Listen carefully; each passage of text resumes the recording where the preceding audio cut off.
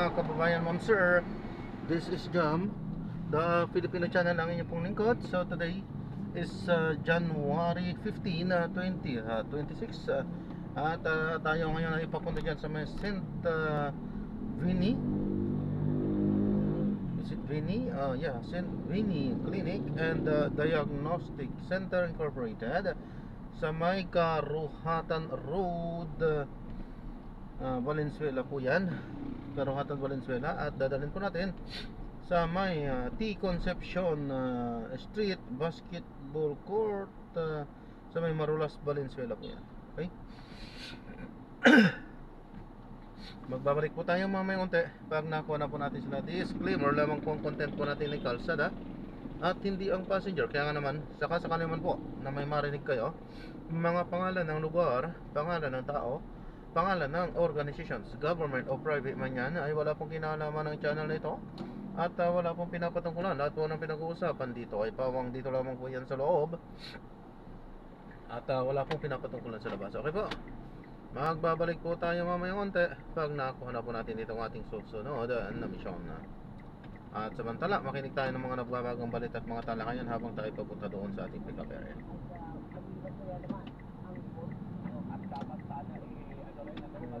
Ano ba yan? Kakanan na nga lang, napakabagal yan. Ano ba yan? Ano ba yan?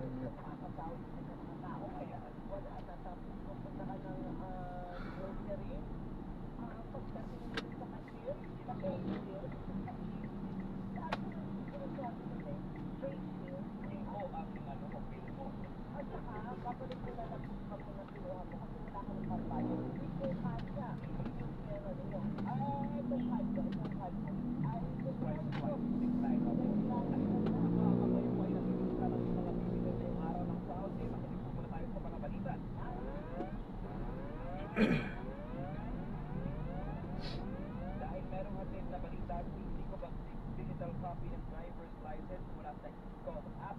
Valid na ma-access at ipresenta ng mga motorista. Hindi ko ba click. Good morning. Good morning, maaari nang ma-access ang digital driver's license sa e-government Philippines mobile application o e-gov app bilang opisyal na plataforma para sa mga transaksyon na may kaugnayan sa pamahalaan.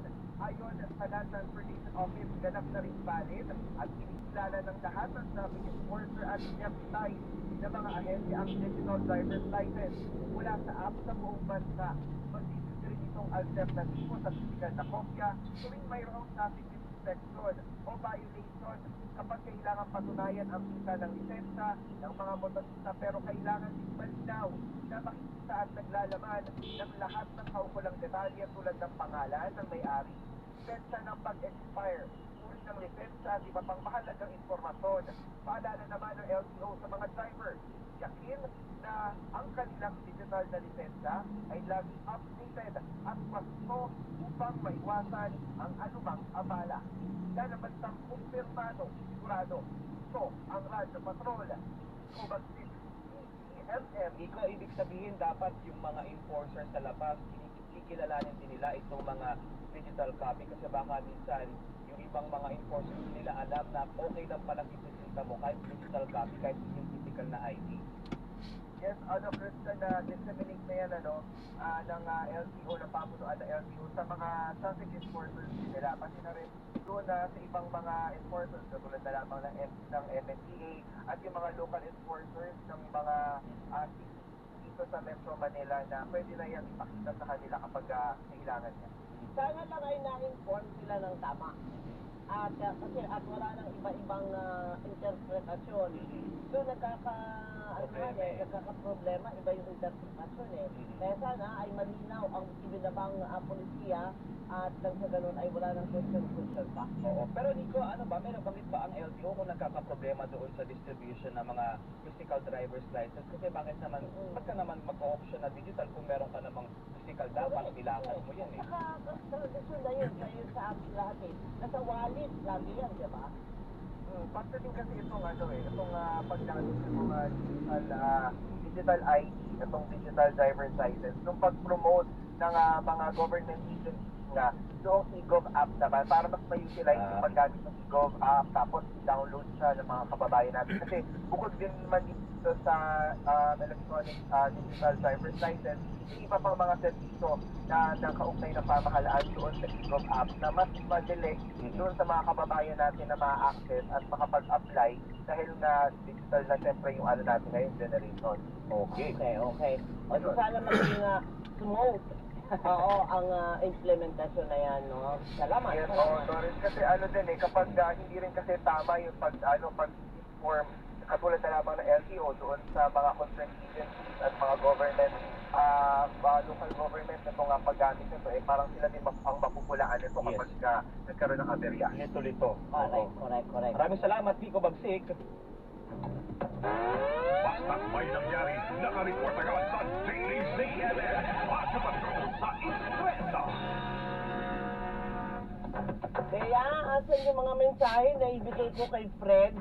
Marami pa akong kailangan basahin doon. Baka magtampururong ang ating mga tagapakinig o pakinig. Ayan na, right on cue. Yan, okay. Kita mo naman, Nunali. Wala Nora o Nora ito. My brother is not a pig. Pero partner yung report ni Nico kanina, yung e-gov app na yan at totoo naman, ina-upload kasi dyan yung digital copy ng Oo. mga government IDs na meron ka. Nakita ko na kasi sa akin dyan Andyan yung copy ng PhilHealth ID ko, yung copy yung PhilSys ID. Oo. Na unfortunately hindi pa rin nade-deliver Ayun after a year since nag-register ako. Yung national ID. Yung national ID, yes, yan. Nakuha mo Oo. na? Hindi pa. Okay, Pero na. andun sa e-gov app. Pwede mo pa rin siyang magamit, sabi nga ni Nico, kung may mga transactions ka. Ang tanong lang talaga dyan ay sana kilalanin hindi lamang ng mga government offices, kundi ng iba pang mga institution. Ang dapat in sync Oo. yung implementasyon ninyo, hindi yung maraming interpretasyon. Kasi lahat naman tayo, dahil karamihan sa atin may cellphone na madaling mag-adapt doon sa digitalization, di ba? Correct. Kung mag-QR ka, sige. Kung picturean mo, sige. Pero ang tanong, pag pumunta ka doon sa opisina, kikilalanin ba yan? Tatanggapin ba Yun yan? na nga baka saka pa paano, lalo na kung mga seniors, mga katropa ko, hindi nila alam yan, may mag-a-assist ba sa kanila? O, diba? So, baka mamaya naman hanapan sila ng kung ano-ano. Ang mga seniors, pagka ganyan, hinanapan mo na kung ano-ano. Mainitin na ulo namin Oo, diba? nainip ka na nga ng matagal, Oo. makakasal ka pa sa kung ano-ano manghihingin sa'yo. Kaya nga. Sana nga maging smooth. Very effective. Tama ako, alam ko effective na ito, partner Dapat ay ino-honor na yan ng mga tanggapan. Lahat ng mga tanggapan. Specifically doon sa mga sa driver's license. Yo. Kung ikaw ay makita dyan sa kalsada Oo. at nilapitan ka ng enforcer, hinanapan ka ng lisensya, o wala ka pang physical ID, dapat i-honor ng enforcer Oo. yung digital copy nun. Ayan, oo. Dapat lahat ay tama ang pagkakaintindi. Sa akin yun lang, dapat tama ang pagkakaintindi ng lahat. Kasi doon nagkakaroon ng pagtatalo Ang tanong lang dyan, meron kayang mekanismo ang LTO, specifically sa driver's license, para naman din ma-verify nila kung talagang lihitin mo yung digital na pinakita. Ayun na nga. Meron ba silang device na Oo. pang-check na kapag pinicture nila yung pinakita mo ay talagang totoo? Baka mamaya pinagawa mo lang, inedit mo lang. Oo, pero dapat din maging masinsin ang pag-verify ng mga enforcer o nung sino mang ahensya na mag-check niyan. Kasi kung kunyari na pinakita mo yung ID, sabi mo, ito yung digital ID ko. Sabi nung nag-check. Si Ivana Alawi po ito. Ibig sabihin pekendo. Oo, lalo na ang AI pa naman, partner, maglagay ka lang ng mga Oo, details. Doon sa magge-generate totoo yan gagawan ka ng hihingin mo Kaya nga, so mag-iingat din po tayong lahat. Kapag ganyan na inaayos na nga po, makiayon naman tayo, makipagtulungan naman po Ito yung una nating guest partner, applicable din kaya sa kanila yung pag-present ng mga digital versions ng mga IDs kapag sila ay Ayan. nagbibigay ng ayuda ng mga financial and cash assistance. Kausapin po natin ang tagapagsalita ng Department of Social Welfare and Development, Assistant Secretary Irene Dumblao. Ate, good morning. Good morning, ma'am. Christian at Doris. Hi. Magandang umaga, Doris and Cresta. Magandang umaga din po sa lahat ng sinusubaybay ng inyong programa. Opo, alam ko hindi pa tayo topic natin, ma'am, pero briefly lang, sa DSWD nga pa, ma'am, kapag Oo. kayo po ay may mga distribution ng mga assistant, ino-honor din po ba yung mga digital copies ng mga ID? Yes, actually, ino-honor natin yung mga digital copies ng ating mga mga IDs ng ating mga vulnerable sectors. Especially nga po that we're already promoting the use of this technology. Kung tatandaan mo, Kristen, di ba? Yung mga minor trafficking of fraud permit natin, online na yan may digital copy na lang ang provide namin sa iyo, and then you have the option to print it para yun ay ipapakita nyo doon sa execution counter. Ngayon din doon sa ating pong person with disability ID, nung nagkaroon talaga tayo ng pilot implementation for this, makita nyo na nasa cellphone na lang po ng mga person with disability yung kanila pong mga IDs. And ino-honor po yan kasi nga we've also created the platform na kung saan na lang po yung mga establishment yung mga ID dahil may yung QR code na nakalagay na rin po sa mga dokumento. At least may option. Pero ASEC kami po ay napatawag dahil po dito sa may provision na po itong ipinasang 2026 budget kung saan partner, bawal na ang EPAL na politiko. Napakarami yan. Oo, doon sa mga activities ng kagawaran na sila ay nagbibigay ng financial at cash assistance. ASEC, ang tanong siguro ay paano masisiguro ng kagawaran po ng DSWD na kapag kayo po ay nag-conduct ng mga payout ay talagang walang makakalusot daan na presensya ni Mayor na poster Ang tanong ko, talaga bang gano'n? Talaga bang nangyayari yun na pagka may payout ang DSWD ay uma-appear si Mayor, si kung sino-sino dyan na mga politiko? Na isa sila ang nagbibigay. Oo nga. Yeah, actually, alam niyo po, malaki talaga yung ambag din ng mga local chief executives sa discussion po natin ng mga iba't ibang mga activities, especially yung mga payout events po natin sapagkat sa kanila tayo nakakahiram ng mga venues, ng mga mobile court, then nakakapag-provide din po sila ng personnel to ensure na safe, secure, orderly yung pamamahagi natin ng tulong.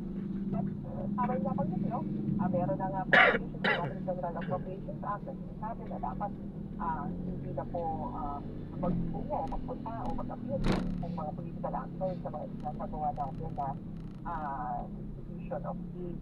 And of course, tayo naman po ay visited na. In fact, kung matatandaan nyo na, the other year, last year, 2025, naglawas na tayo ng social moratorium together with the Tony and Westgate na saan yung ating guidelines na sabi niya na bawal na po yung pagpapasin ng mga campaign para sa Italia, mga pag-appear ng mga local, ng mga political sa mga payout events po natin. At yan din, of course, yan din naman ay gagawin natin. Papapatuloy natin gagawin yan sapagkat mahalaga po na ma-insulate natin yung mga social security and from any form of political interference. So, i-anak natin yan. At ang mahalaga, sorry, talaga yung actual contact of our payout. Kapag may mga pumating po ng mga political cabinet secretary na dito sila, we have the option to payout activities. Hindi po magtutubo yung aming pong mga personal doon sa mga area. Opo, klaro ko lang ma'am, yung ba mga payout sa ganyang mga vulnerable sector natin, pare-pareho po ba ang date o araw ng pagbibigay niya o yung payout? At tinatanong ko lang kasi kung pare-pareho po yan, o di ba yung mga politiko, alam nila kung anong araw, eh mag-pretend Sasabayan nila. Masyado na karamihan ng tao. Nasa maayos na koordinasyon. Kaya nga kami ngayon nasa management conference kami ngayon ng aming pong ahensya para mailatag din kung paano tayo makikipagdialogo, makikipag-koordinasyon ng mas maayos sa ating pong mga partners. Because we remain to be our partners. But of course, may mga kinakailangan din talaga tayo na siyempre kinakailangan din na tumalima ang tawag dito po sa atin para maayos din yung isinasagawa natin na magpapaasin ng tulong. Because pare-pareho naman tayo nag-interest. Lagi natin sinasabi ko na pare-pareho naman kami nag-interest. At yun ay matulungan yung pong ating mga kababayan na talaga nangangailangan. Their constituents, their constituents are also our clients. So again, the authorities, ito ay gagawin natin sa maayos na pag-dialogo with our people.